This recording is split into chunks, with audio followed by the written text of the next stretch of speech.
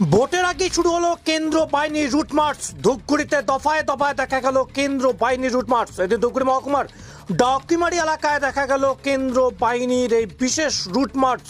গতকাল রাতেই জলপাইগুড়িতে এসেছিল এক কোম্পানি কেন্দ্র বাহিনী।